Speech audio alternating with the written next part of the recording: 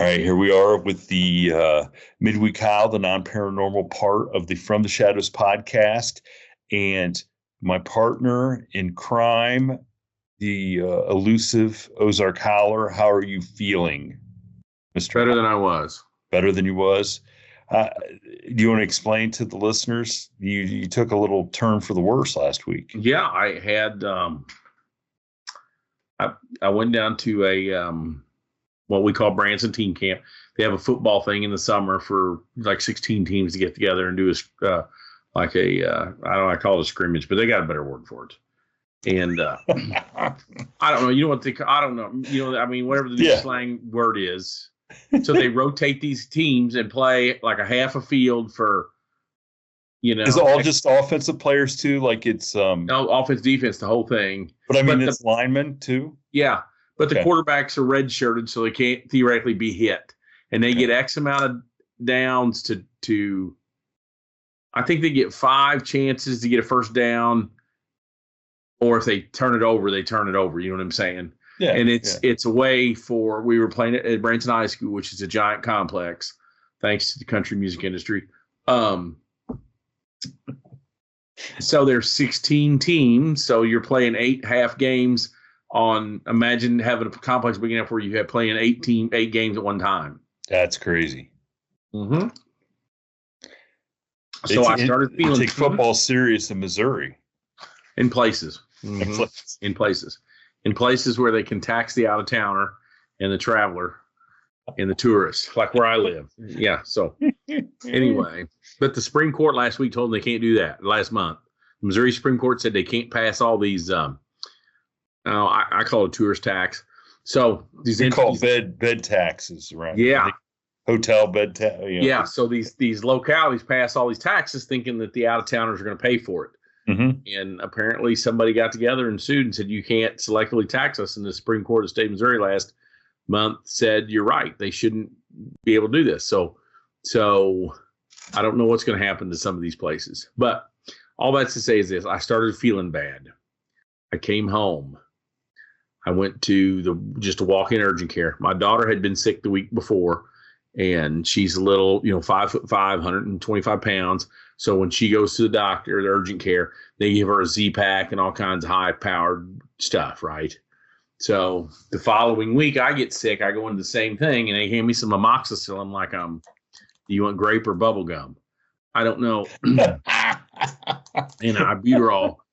What? Inhaler. So after about 3 or 4 days, I just kept getting worse. So my wife called my regular primary and got me in there, and she said, "I think you got pneumonia. We're gonna run you down the hall, do some chest X-rays. Yep, you got pneumonia. We got to do we got to change the whole thing." And that's when I found out that summer pneumonia is the worst. There's more pneumonia in the summer than the fall and the winter. I was blown away when you said that to me. Because apparently people don't take it serious in the summer.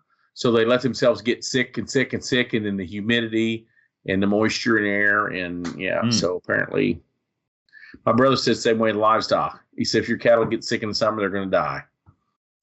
Really? Yep. Okay. I would have to ask around about that. I mean, he probably has experience, but. So it got so bad, I called my buddy Ed up. I was going to treat myself with, I thought, because my taste buds went to hell, I thought I had COVID again. So I was going to treat myself with ivermectin. I went up to Tractor Supply and I bought some ivermectin, and I was having trouble numerically with the formula to how much to take. It had a little thing for 250 pounds. If you're doing horses by 250 pounds, right? So I thought, well, I'll just do a 250-pound deal. So I called my buddy Ed, and he said, "Hey, man, that's 250 horse pounds, not 250 people pounds." And there's a difference. Well, it's the because when I Googled it up, I was getting all these because the Europeans and the South Americans give ivermectin out all through COVID. The Americans are the only people who didn't. Okay. So I was getting all this, how much to take, but it was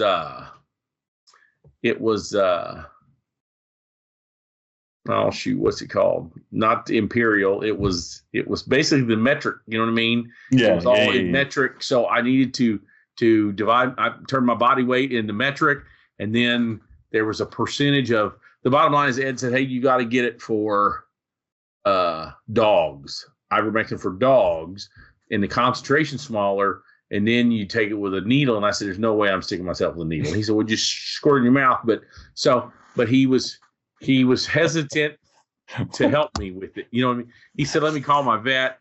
He called me back and said, she doesn't really want to help. She said, you could probably find some stuff on the internet. So I said, fuck it. I'll go back to the doctor. So that was before the first doctor. So then I went in there, and then that's when I got the kid medicine. And then anyway, it was a 2-week odyssey of being sick. I lost 9 pounds the first week, and I just laid around. I did not eat. You lost 9 pounds. I totally screwed up the horse medicine figures. And yeah, well, I mean, I would have weighed myself that day. I mean, it's how I knew I was down 9 pounds, because I was trying to figure it out, So, Oh my gosh.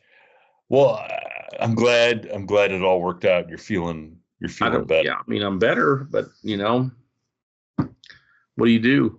We're of the age where people just drop dead. I'm 53 now, so. Hey, look, I just saw the obituary yesterday in town. You guys have a Red Wing shoe dealership in your town? But I know I mean, they're common, but.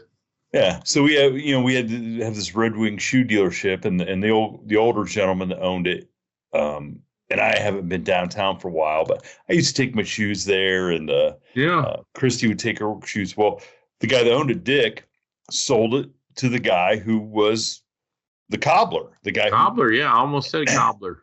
And he was a younger guy. I thought he was a lot younger than what he turned out to be, but yeah, he just died 48, 49 years old, and he got cancer, and it killed him. So now, I mean, the saddest part is he had kids and was married and had a good life and everything. He's dead now. I don't think there's going to be anybody to take over the Red Wing shoe business too. Yeah, so not only did he pass away, but the business probably in this small town. Maybe that's what you need to do, is go down to be a cobbler, and you can't find a cobbler anymore. A shoe guy. I mean, I could look, my mother-in-law makes good peach cobbler, but as far as cobbling shoes, the only cobbler we have down here is there's a chiropractor up here on the main drag called Cobbler Chiropractor, and I thought of that as a terrible name. But cobbling your back. Young people don't even know what cobbler is. But if the last chiropractor I'd go to would be a cobbler, guy cobbling your back. But it's like cutting hair, right?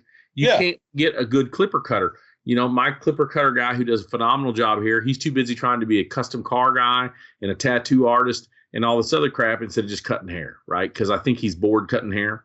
Mm-hmm. So he's got a couple. My neighbor up here, it's funny we're talking about this. He sold in the barbershop. My next door neighbor up here ran a barbershop for 40 some years and sold it to this guy, right? So in order to cut hair in Missouri now, they have these trashy lobbyists from the beautician place. You used to be able to go and just get a haircutting license, right? A barber's license. Now they make these guys go through 2 years worth of barber school. They've got to learn how to do facials and all this bullshit. Yeah, because that's the way the scam works when you work in the lobby. Wait a second. The beautician lobby gets all these rules passed through professional registration. Yeah, so if you want to just be a hair cutter, you can't be a dude barber. Like the guy like Joe that cut my hair for a long time. He learned how to cut hair when he got out of the Army, and he's just a hair cutter, right? You can't find it. So I'm not going to Floyd for a facial or have my nails done. Yeah, and that's why a little off the side. That's why there's no young men barbers. So up in Eldon, there's a barber place I walked by one day. I go to this luncheon with some guys, and I thought, man, is that still in business? So I go in there, 84-year-old barber, and he cut my hair. He did an okay job, but he's got this beautiful shop. What? I'm just saying, we all want this barber, but did they really do a great job? The problem is the good ones, they're few and far between if you got a good cutter. Anyway, he's got 3 empty chairs, and I ask him about it, and he starts telling me how he's cut hair there since, 64 or whatever, and he can't find anybody to take over one of the chairs. He said years ago, you'd have a barber come into town or whatever, and he'd take over the chair, or I guess they pay rent for a chair there in the place, right? Like they do at a beauty salon. They pay rent. So this is what he does. He works from 8 to noon. He goes home and takes a nap, and then he works from about 4 or 5 to 7 at night. So, and by the time I got there early, and by the time he got done cutting my hair, he had 5 dudes in there. Like waiting to get their hair cut. Yes. Now down the street, there is some Mennonite barbers that are young guys, but they aren't that good. What do you mean Mennonite barbers? You know, like Amish with cars. No, I know. You know, like Jacoby Mennonite. Like the Reformation. Like they got big long beards and suspenders. There's a lot of Mennonites here. There's Amish and we have Mennonite. So. An Amish barber. Huh. So okay. No, they're Mennonite barbers, not Amish barbers. A lot of especially if you go west over Versailles, Missouri, there's a lot of Mennonites that have a lot of businesses, a lot of, they're good, hardworking, industrious people for the most part. And there's 2 twins that cut hair, Mennonite twins that cut hair, and they do a good job on some stuff, but they just can't because I wear a flat top, right?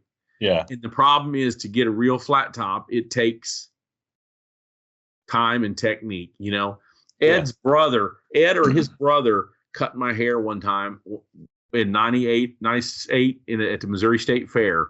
He cut a pair of oyster sheep cutter, you know what I'm talking about? These guys are professional cow fitters, you know what I'm talking about? Yes. I'm talking a real deal. And him or his brother, one of the 2 cut my hair. I was a trooper at the time. They cut my hair in the cattle barn there and did a pretty good job. Mm-hmm. So there's no reason that these guys, if they wanted to be a hair cutter, right? I mean, if you're fitting $1 million heifer or steer at the National Roll, or the Houston Livestock Show, you should be able to go cut some dude's hair for $20. I mean, listen, you just said a phrase I never thought I'd ever hear. Mennonite twins who cut hair. Like that's the beginning to some story on Yahoo that just goes terribly, terribly wrong. Is what that is. Hey, back to the 84-year-old guy.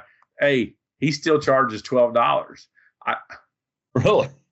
I gave him a 20, and he goes, "You want?" He's started giving me change. I said, "Just keep it." I said, because Tim, that's the guy that don't show up. I said, Tim is up to $22 now. $22?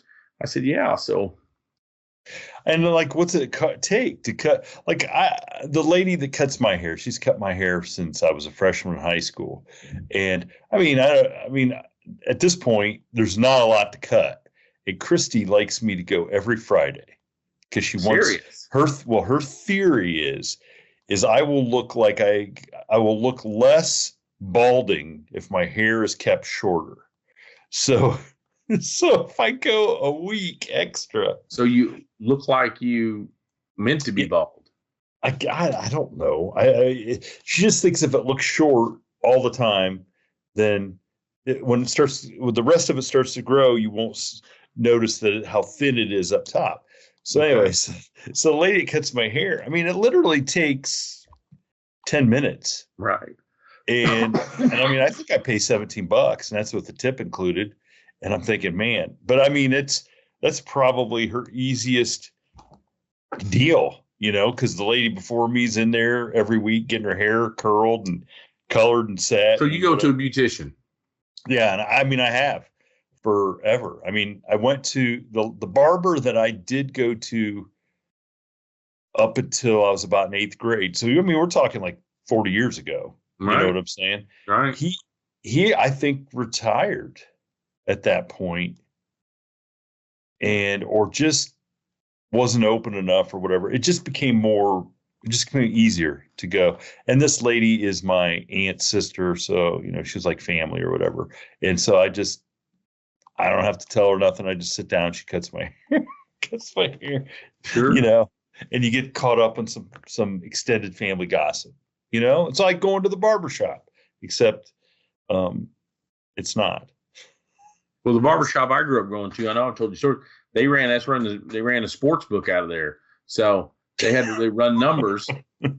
What? Had a phone. Oh, Ronnie down there at the end, he had a real phone with about a 40-foot 40-foot cord, and he'd have to pick it up and run the numbers for whoever's calling.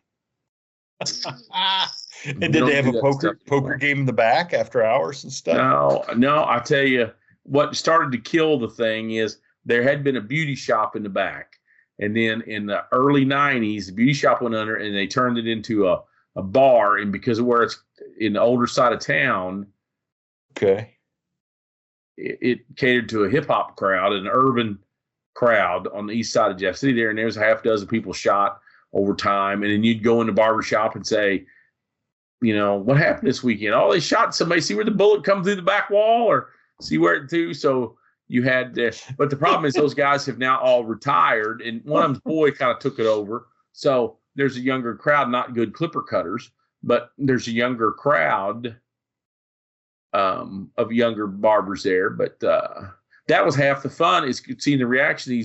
These, there was something about, I don't want to say boomers, but there's something about,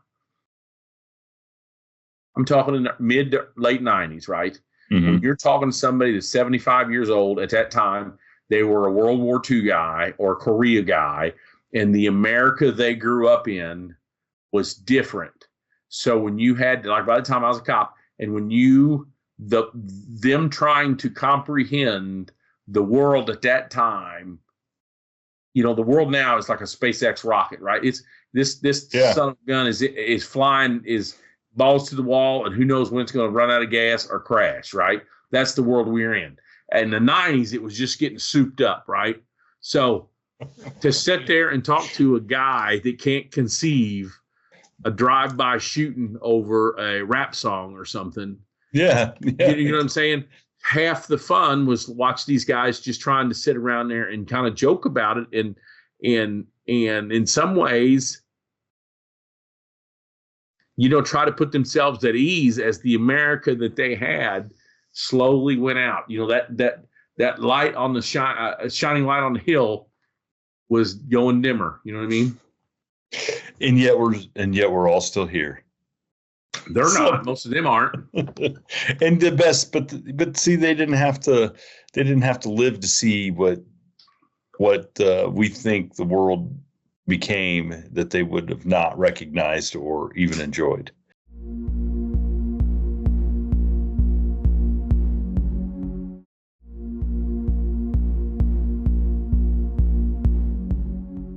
I don't know. There's some guys I follow that talk about the fall of the Roman Empire a lot, and certain the Roman Republic and something like that, and how they conceive some stuff that goes on in the world today. And in some ways they were a lot tougher than we were, right? So, but in other ways, I don't know how they could even process. You know what I'm saying? I don't even know how. Like, if you could snap your finger and bring one of these dudes, pick your poison, right, into the world today, how could he even conceive? Like, what would George Washington think? What would Julius Caesar think? What would? Yes, exactly. I mean, they wouldn't even know. Alexander the Great. Like, would they be like, I don't know necessarily. It's not, I fought for this. It's just like the people. There was a time when there was a time in our life, me and your life, when you got your ass kicked by your words, right? Like, if you said the wrong thing to the wrong dude, it got sorted out quick, right? Yeah. So thanks, Dad. I mean, yeah. 100 years prior to that, they just shot you. You know what I mean? Whether that was a duel or Billy the Kid or whatever. You know what I'm saying? Yeah. If you're yella, if you want, you just challenge somebody and go out and like you we had, was it Hamilton and Burr? Yeah, I almost said that. Absolutely. Government officials. Did you ever see the Harvey Keitel movie, The Duelist? No. Oh my gosh! Look, I just saw based on your recommendation, you and Chris's recommendation, Once Upon a Time in Hollywood. What'd you think of that flick? I thought it was great. I thought that's the best movie. That is one of the best movies I've seen in the past 10 years, probably. I mean, to be able to tell a story like that, I mean, number one, you gotta have the pocketbook's got to be open. You know what I'm saying? You got to be able to research all those people, because a lot of those characters were built on characters. Well, I mean, you got Steve McQueen, you got Bruce, you got all those real people in there. Was Natalie Wood in that too? Well, what's his name? They alluded to him killing his wife. Character killing his wife. Yeah, and so, but just the fact that they recreate, number one, to recreate that time. Where they get all the old cars is what I don't. Oh, I mean, and it was so amazing. Like the set decorations and stuff, and just that stuff was amazing. Then, I mean, the Bruce Dern part was fantastic. Oh, he's the best in everything, isn't he? Yes. I mean, so that, and with us making movies on really low budgets, you can appreciate like what it would be like to say, hey, you got $70 million. Go do whatever. Do whatever your vision says. But you can see when you have a good steward of that money with a great vision, what they can do with that, And right. To me, I'd be like, let's give Tarantino $500 million a year and let him make 7 movies. Rather than let some of these other people. Could he make 7 home runs? That's the problem. No. He only has to make 1 out of 7. I don't care. That's the problem. So back to our original thing about people in a time-space continuum, if you would. I don't know how I went from getting your hair cut to the world's just such a different place. It's changing so much that I don't know when this rocket's going to run out of fuel, Yeah, but you know what though? We say that in some things just never change though. I mean, the human experience doesn't, right? I mean, just and maybe it's because I do I'm in a job where I do the same thing, and I just changed mail routes to kind of switch it up here for the last 4 or 5 years, but like I've got the old neighborhood that my grandparents lived in, and it was the first house I bought when I got married is in this neighborhood. And so now, and I hadn't done this mail route in 20 some years. So I hadn't been back in this old neighborhood that I spent so much time in as a kid and even as a young adult. And it's where both my girls that we had, also all 3 of my first 3 girls spent time there in that house and in that neighborhood.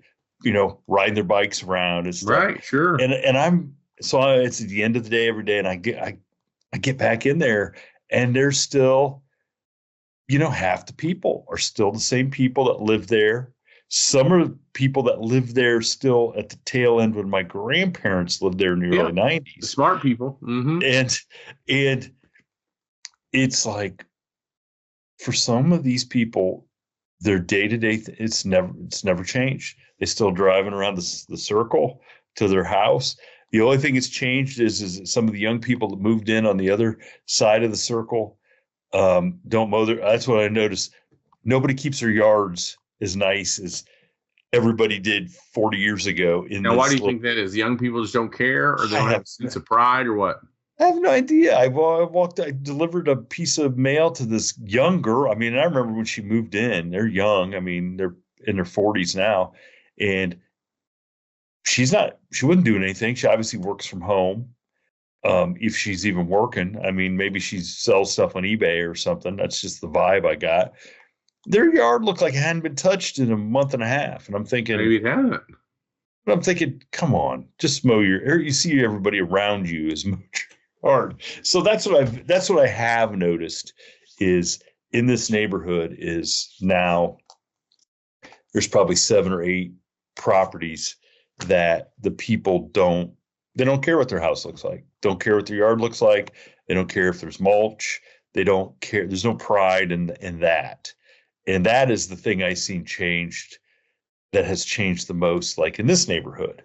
But that is sort of the thing that has changed in general with a lot of people that they don't take pride in whatever it is they're doing. Okay. That's the thing I see that has changed. Not only in their yard, but in the whole world, right? In their job and their relationships and just anything. They just don't take pride in a lot of stuff because it seems like I keep hearing everybody whining about how financially it's just tough financially. Like the price of stuff is so much and we can't afford this and we can't afford that. But I don't see anybody going without anything. Okay. Not in the middle, not in what we call the middle class. And I remember when I grew up in the 70s and early 80s, if you didn't have the money for something, you didn't have the money for something. And the most important thing was making sure you ate and then making sure that, you kept your electric on and heated your house. That was what was most important. And what it seems like is people are crying because times are tough, but not because they can't afford to eat or they can't afford to. Well, I can't go get a coffee. I can't go take that second or third $2 a gallon coffee, right?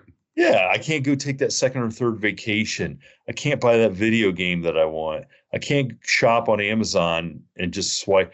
That is what is the difference. Is back in the day, if you just didn't have the money, you didn't have the money. And you made do. And when we didn't have money, we just grew an extra garden so we had more food. Chris, the perfect example was Christy found a couple savings bonds.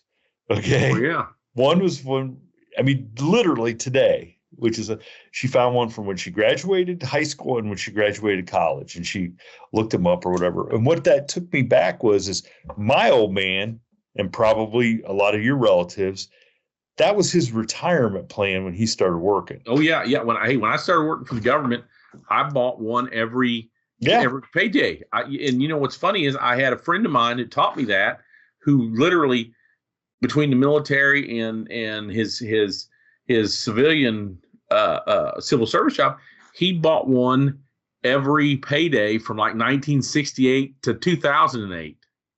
Yeah, and my dad bought one from the late 60s, and he could, every time he got paid, and I can't remember if it was a $50 or $100 one, whatever. But when he lost his job in 1979, as he was a supervisor at a steel plant, and he lost his job. So at that point, I think he was making like $33,000 a year, which was a lot of money in 1979 to be making.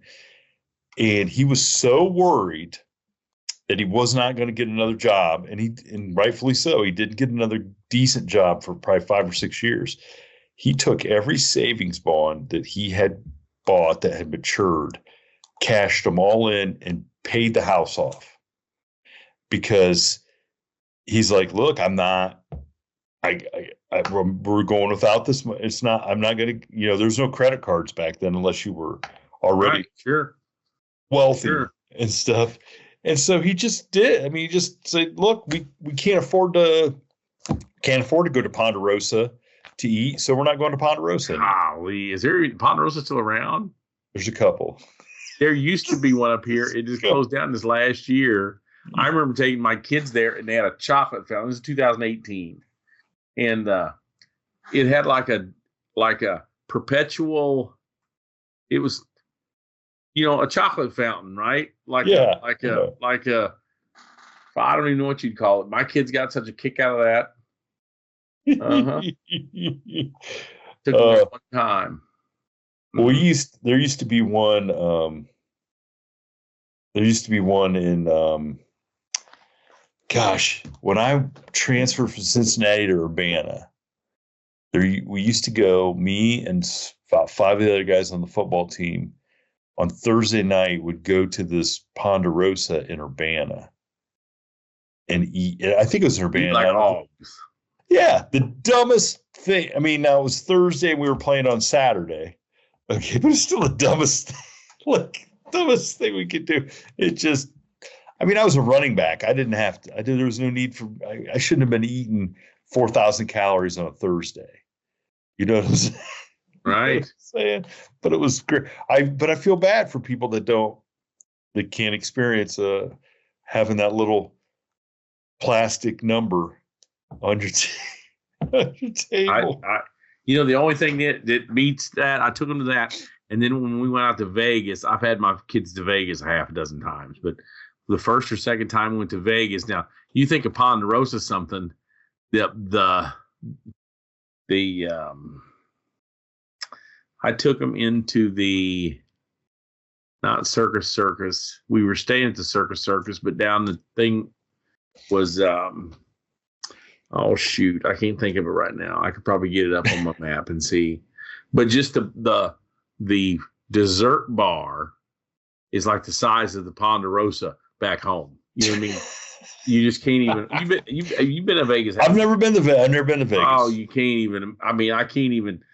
I'm not going. If I go to Vegas, I'm only going to meet you. We should sponsor a trip. We should have a From the Shadows trip. We should sponsor a trip. Hey, and get Mike from Manitoba. We'll get the whole Canadian crew. Ryan Smith, Mike from Manitoba. Yes, we'll get the guys from the UK because there's a great flight. It goes London Heathrow to Minneapolis to Vegas. Hey, I was on a flight one time. I'm going to tell a flight story, right? Okay. I don't tell many flight stories, but I was on a flight, and who was the UK boxer? This would have been about 2013, 14. There was a guy from the UK fighting for the heavyweight championship of the world. The only UK guy I know is Lennox Lewis. It wasn't him. It was somebody else. Maybe he was an Irish guy. But anyway, when you come out of London, Heathrow, or Gatwick, one of the two, going to Minneapolis. The only Irish guy I know is Jerry Cooney. And these people, when I say these people, the British were off the chain. They drank everything on the plane. Now, you know how you haven't flown international much, but do you know how duty free works? You can buy stuff there, they don't tax you, and then they wrap it up and then they give it to you on the plane. Okay. All right. So it's called duty free. There's a tax deal. What's a bottle of with tax on a bottle of whiskey? It can't be that much, but a lot of people. So they had bought all this duty free stuff, and it's stipulated you can't drink it on the plane.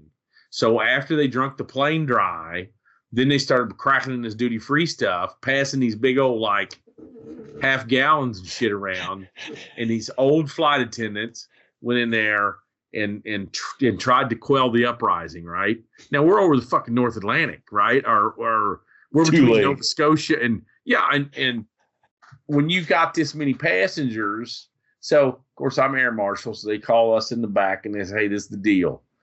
We've got all these people mad at us. You know what I mean? And I'm like, well, I mean, what can we, I guess we can start shooting them, but you got, how many people are we talking? This old woman says, well, there's about 55 or 60. And I said, I beg your pardon, the whole middle of the plane is drunk and they're getting mouthy with us. They're all going to this Vegas boxing match. So we were just like, well, just try to be cool about it, but I don't know what to tell you. So then they call us back in the plane, and then the captain gets on the telephone with us, right? So he's got a guy from the team in the front. I'm in the back, and they say, this is the deal. We're going to stop short of the gate, and Customs and CBP are going to board this thing and straighten these fuckers out. Okay. So we landed in Minneapolis. And I mean, some of these guys got pretty shitty with these old flight attendants when about the drinking, you know what I mean? Mm-hmm. And I don't know if you've watched these footballers or some of them. I mean, there's Americans can consider themselves tough guys, wherever you go to Boston, a game at Boston or Fenway or Philly, the crowd at Philly is like, they're like junior league ruffians compared to the British.